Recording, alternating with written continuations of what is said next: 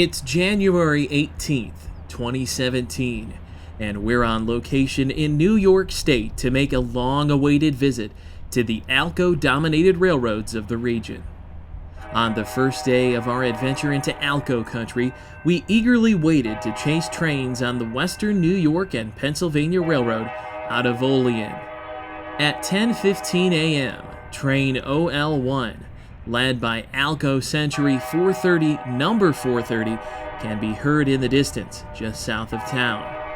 We would chase train OL1 for the rest of the morning before catching the other train, OL2, with two M636 ALCOs for power.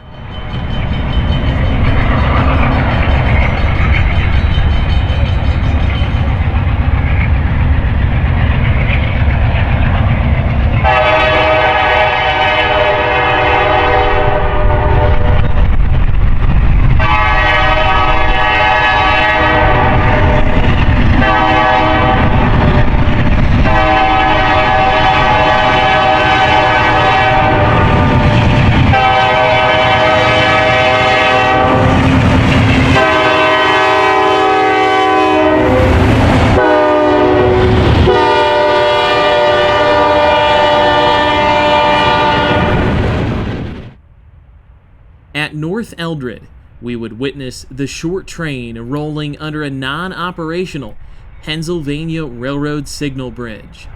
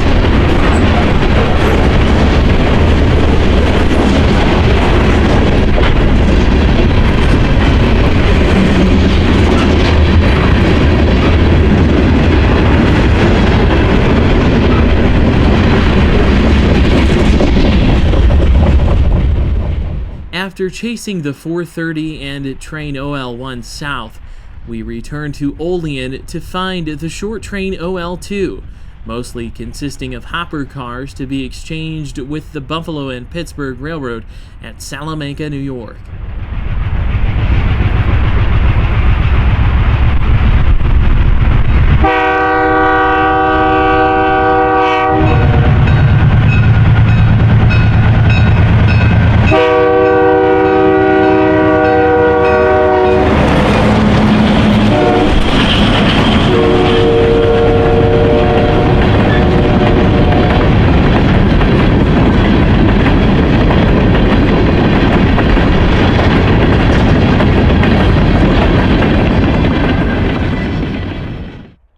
At CARROLLTON, the train traveled under the BNP main line as it made its way to Salamanca.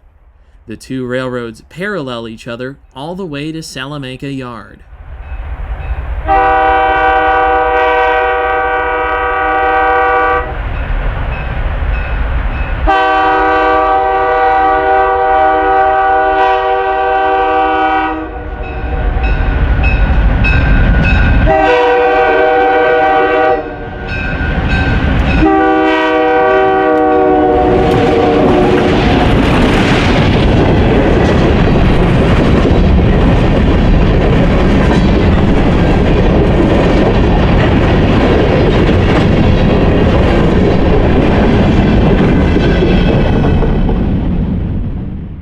Upon arriving at Salamanca, the two six-axle units passed the former Buffalo, Rochester, and Pittsburgh depot.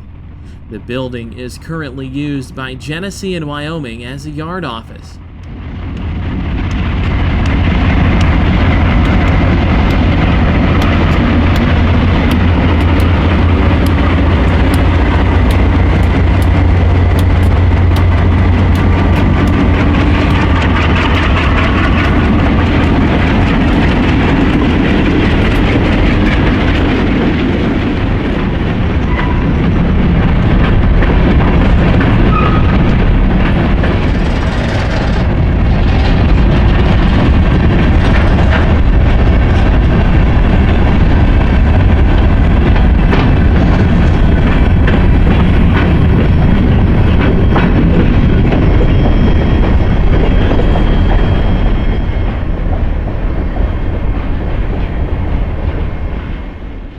Originally a thriving railroad hub, Salamanca Yard is merely a shell of what it once was.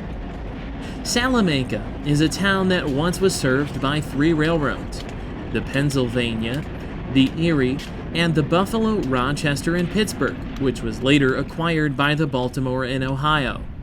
There were 4 stations in town, with the 2 belonging to the BR&P. The BR&P also had a large shop facility there. But by the 1960s, Salamanca started to decline as a railroad hub, and other routes became favored by the railroads that served the town. Today, the town is only served by the ALCO-dominated Western New York and Pennsylvania and the Genesee and Wyoming Corporation. The shop facility is long gone, and so are the roundhouses, but the presence of ALCOs have made Salamanca a present-day haven for railroad photographers. After dropping off their short train, the crew ties on to 51 inbound cars from the B&P and prepares for the journey back to OLEAN. The train will meander along the Allegheny River en route back to the yard. The 2 former Canadian ALCOs will put on a smoky show for our cameras as the train winds its way along the former Erie Railroad main line. After this trip, we would definitely consider ourselves alcoholics.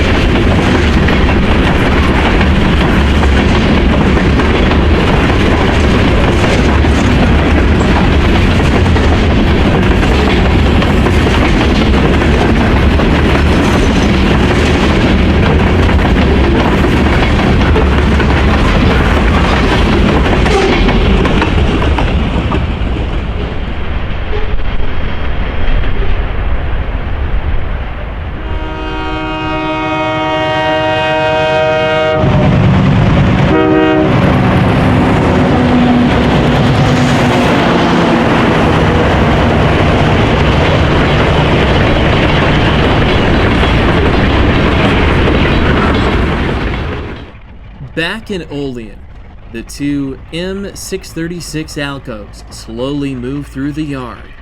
Engineer Eric Bachman is at the throttle as he and his conductor work to sort their train. Listen to those diesels chug.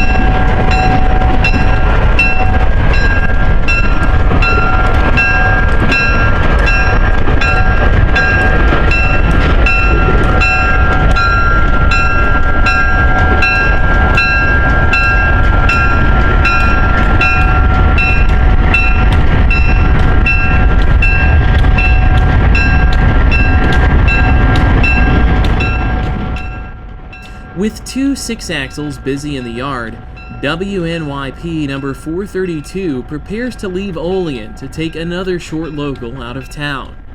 After the OL2 crew finishes their yard duties with the inbound cars from Salamanca, the crew would then tie on to a pair of boxcars loaded with cheese for an industry in Cuba, New York. We would chase the smoky duo, with our first location being outside of OLEAN on an overpass. The two ALCOs were working hard, smoking up the skies with some encouragement from the engineer's throttle. They sure put on a show for the cameras.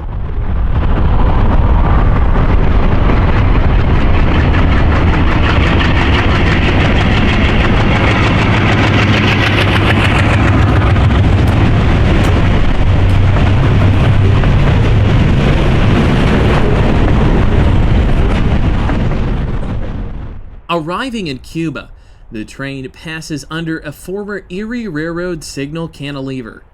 No longer active, the signal is a nod to the railroad's former heritage as an Erie-owned main line.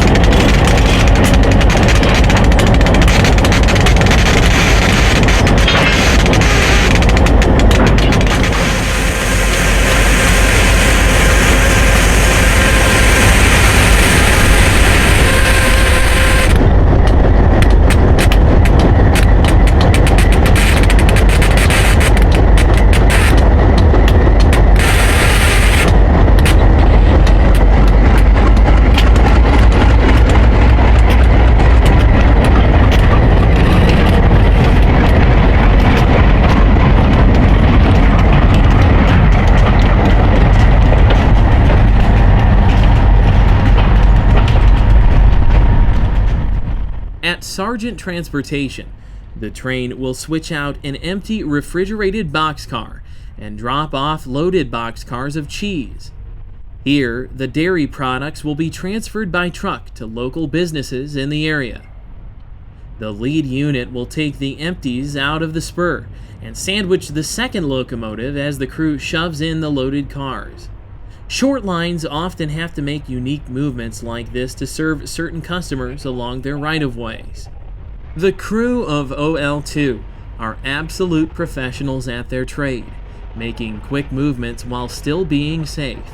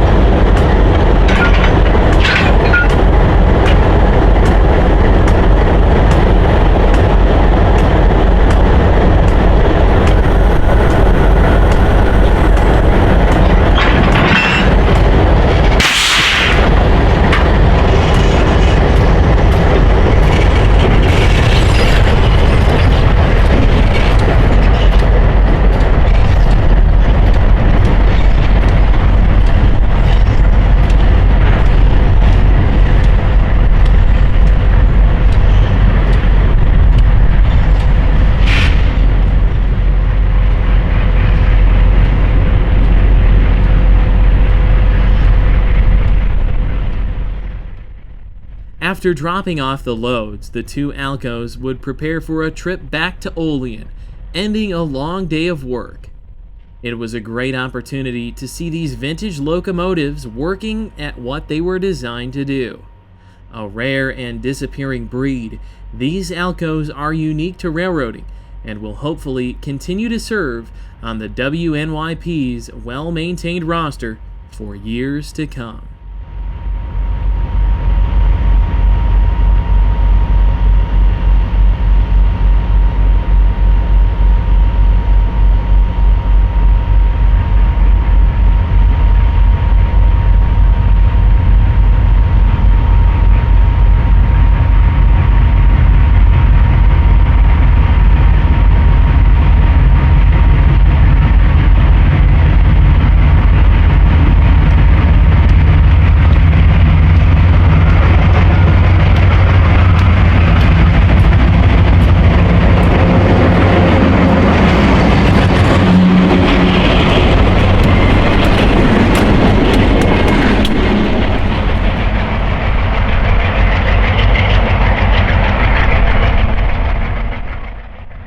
Fading into the distance, we would say goodbye to the WNYP ALCOs on this adventure to New York State and focus our cameras on another unique short line, Genesee Valley Transportation's Depew, Lancaster, and Western Railroad of Batavia.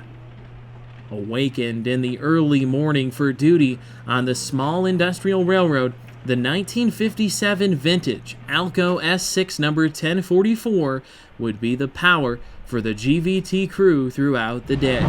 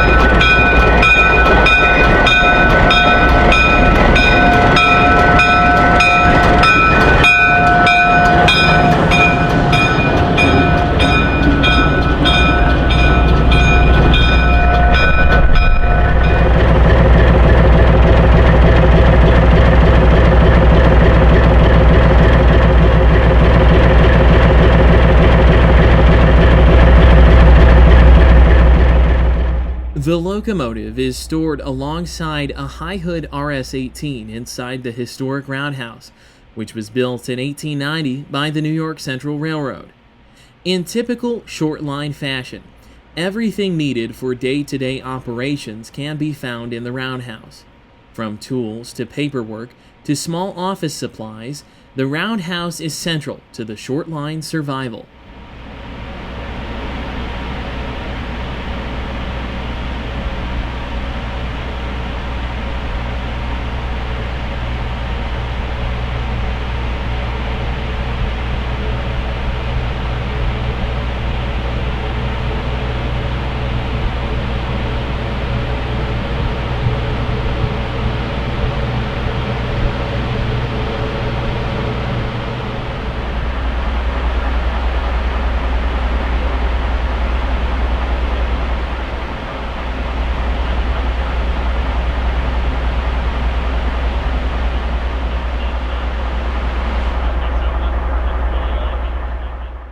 It was cold and dreary outside, but excitement was in the air at the thought of shooting such a rare locomotive, which turned 60 years old that very month.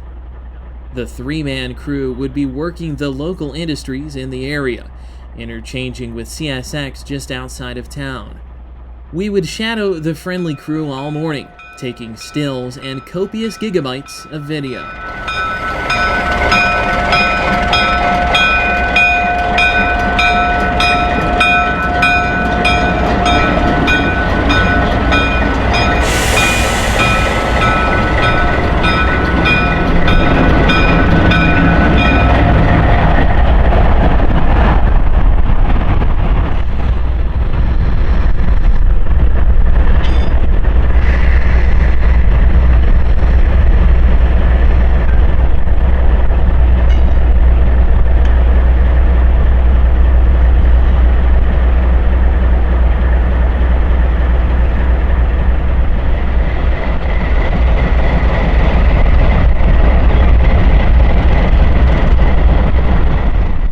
The first industry on the day's agenda would be Georgia Pacific. At the spur, the crews untied the 1044 from a lone boxcar and then proceeded to the CSX interchange.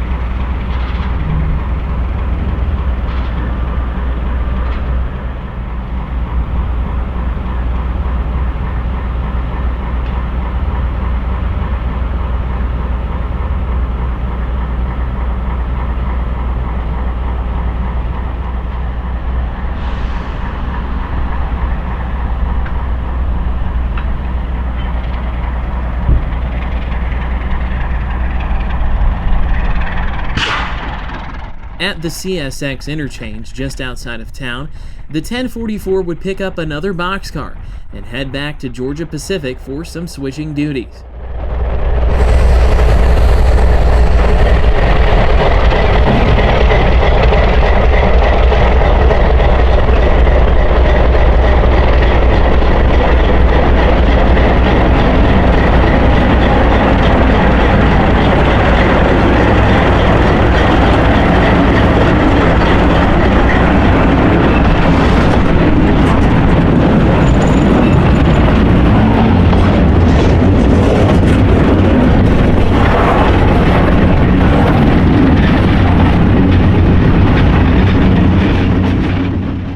The crew carefully backed the two boxcars into the building, utilizing the 1044 for what she was designed for, industrial switching. Georgia Pacific receives loaded boxcars of materials for manufacturing purposes.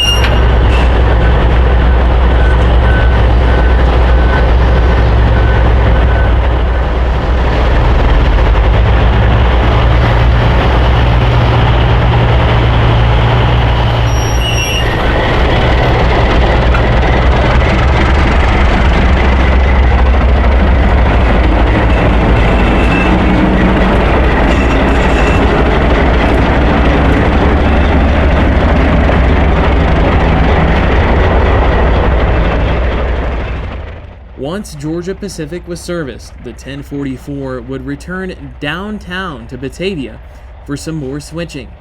We would catch the train at the Tonawanda Creek Bridge, adjacent to the roundhouse.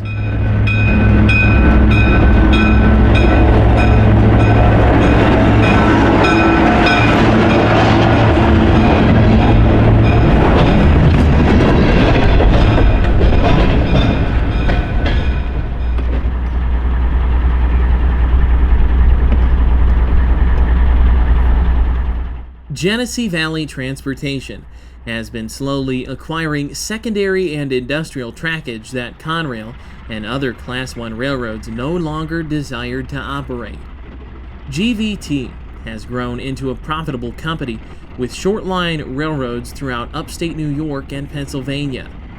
ALCO fans won't take long to fall in love with their roster. 4-axle ALCO Century Series and RS Series engines comprise the vast majority of power used by the GVT, much of it from Canada. A sprinkling of GE center cap switchers and MLW engines can be found throughout their system. Founded in 1983 by entrepreneur David J. Montverde, Genesee Valley Transportation Company Incorporated initially was established to market and broker railway rolling stock. Acquiring motive power for prospective leasing arrangements, Montverde, along with associates Charles Reedmiller and Michael Thomas, expanded the company's leasing services from its home base in Batavia, New York. The startup of a short-line railroad became the long-term goal, and on August 1, 1989, GVT began operations of the Depew, Lancaster, and Western Railroad with ex-Central Vermont RS-11 number 3600, the first RS-11 ever built, and ex-D&H RS-3 number 4085. While in downtown Batavia, the crew would go on to switch out another industry and pick up a few miscellaneous cars from the GVT storage facility near the roundhouse. The GVT services 3 industries in town: the Graham Corporation, Consolidated Container Corporation, and Growmark. On this rainy afternoon, we caught them switching out Growmark, a fertilizer manufacturer.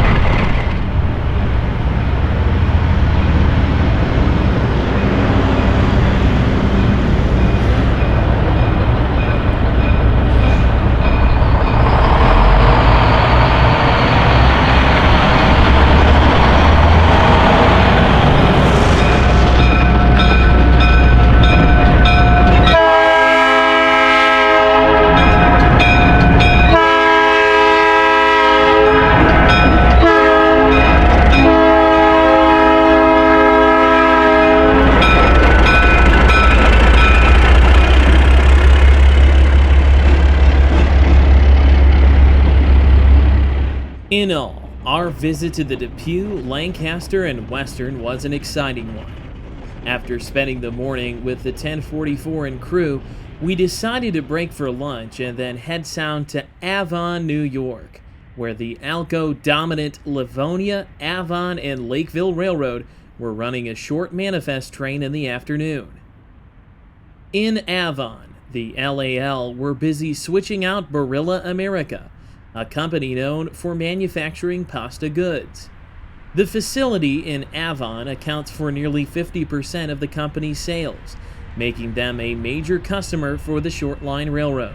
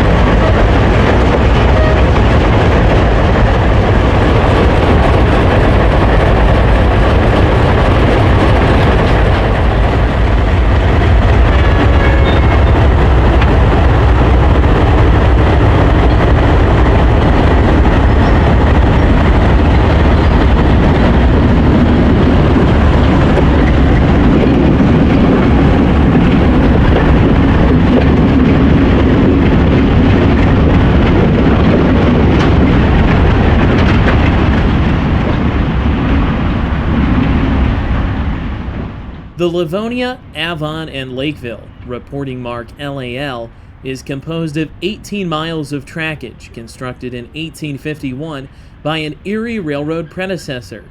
Eventually, this became part of the Erie Railroad, then part of the Erie-Lackawanna Railroad in 1960, when the Erie merged with the Delaware, Lackawanna, and Western.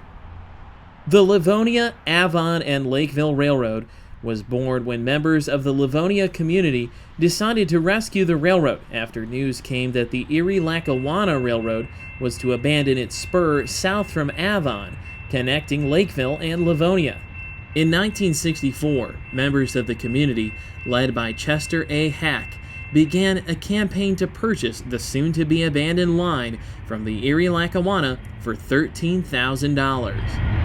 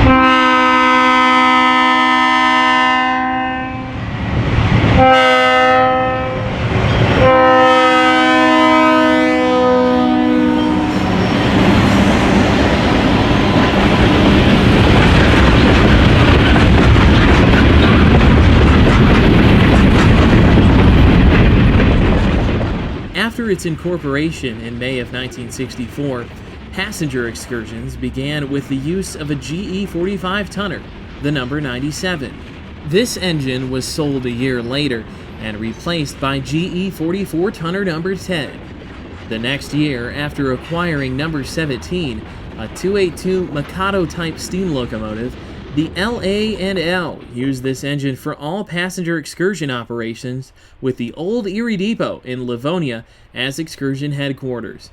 3 years later, the 17 began to develop mechanical issues and was replaced with number 38, a 280 steam locomotive.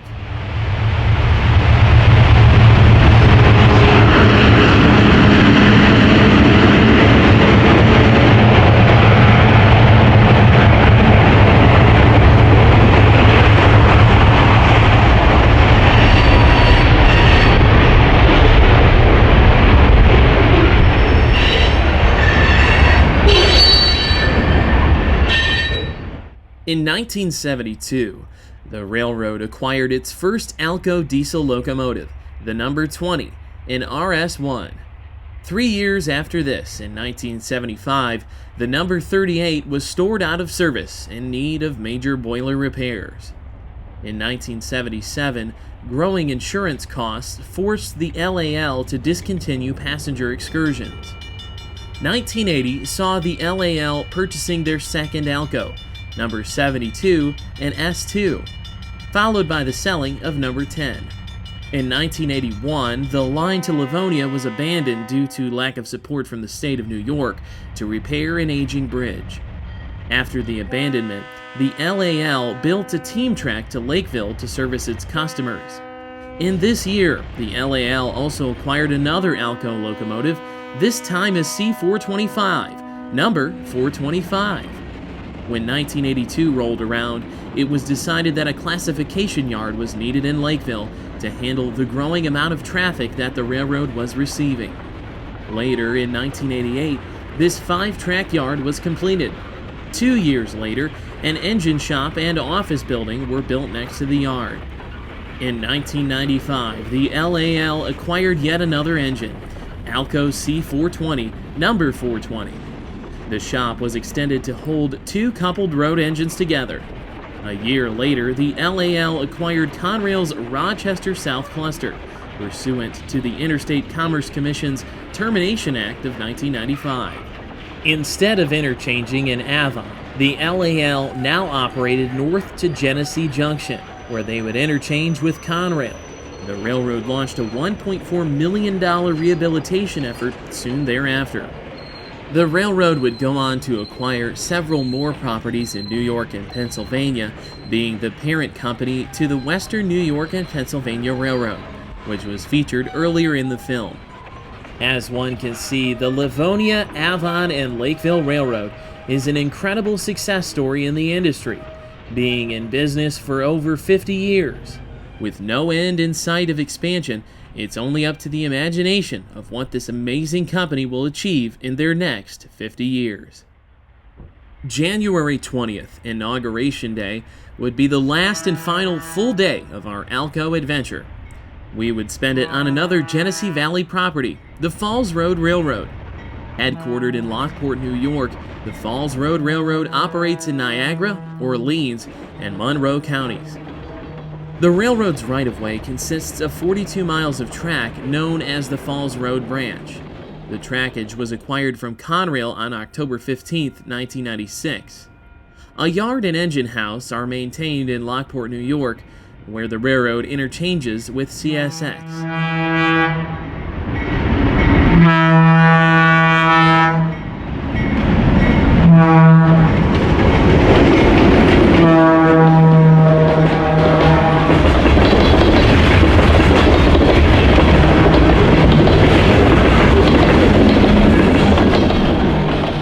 This film, GVT number 2035 was doing the honors, pulling a short manifest train to serve the railroad's customers in Brockport. The 2035 is an ALCO RS-32, built in 1962 as part of an order of 25 locomotives for the New York Central. Originally assigned to number 8035, The locomotive has hauled freight for 9 different railroads over 5 decades and is currently in service on one of the original lines she was purchased to operate on.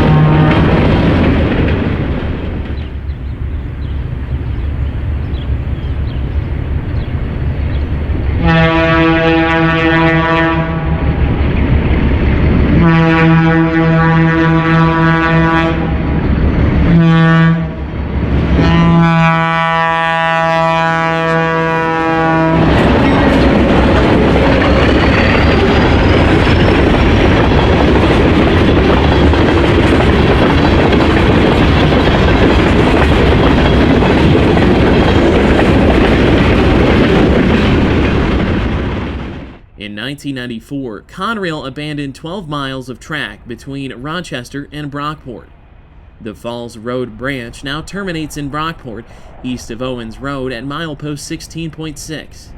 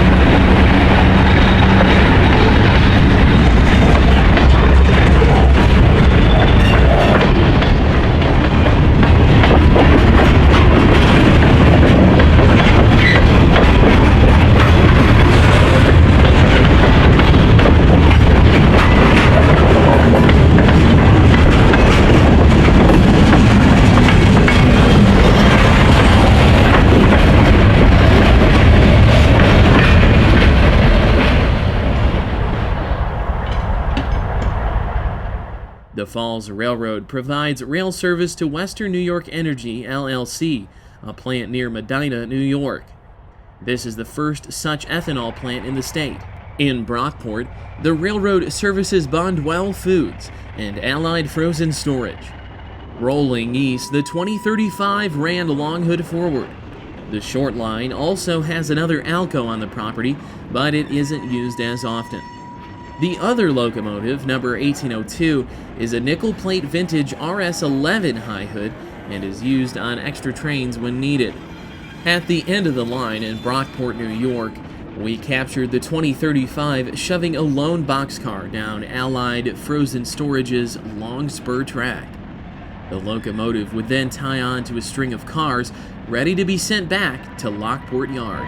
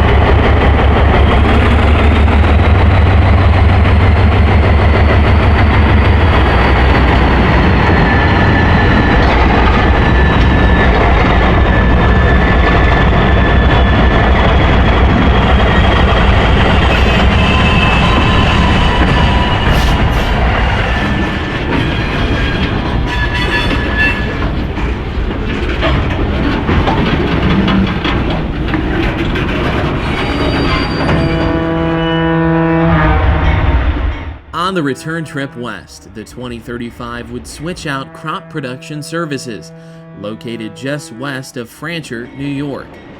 CPS produces pesticides for crops.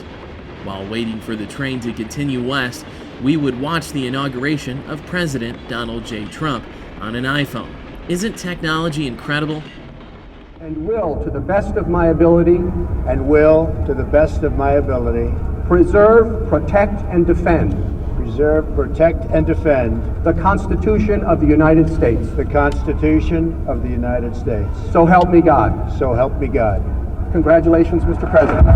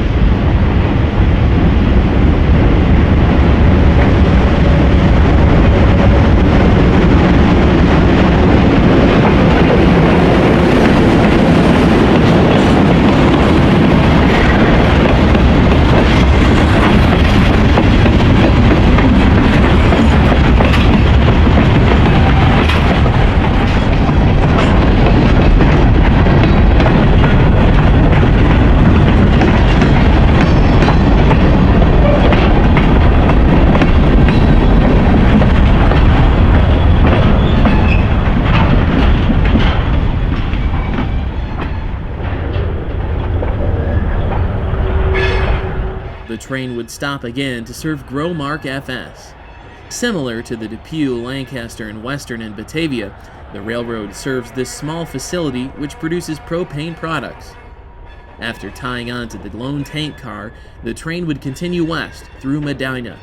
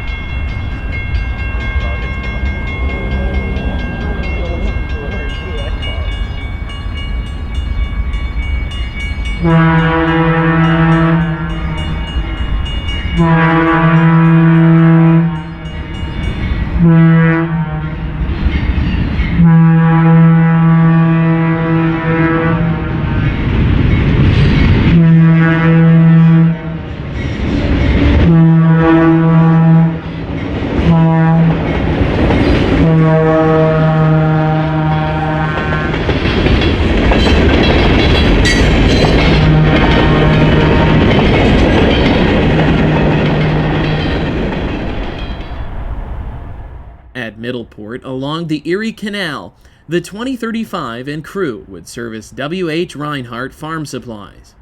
The locomotive would tie on to 2 hoppers, adding them to the consist before continuing west.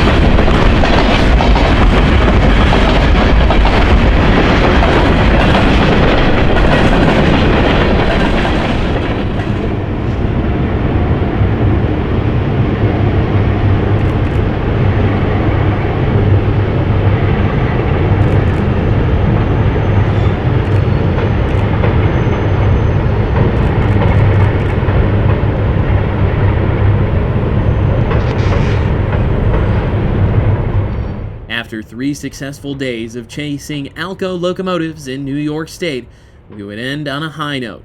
Soaring above the Erie Canal, the train would enter yard limits at Lockport, ending a busy day of moving freight for their loyal customers.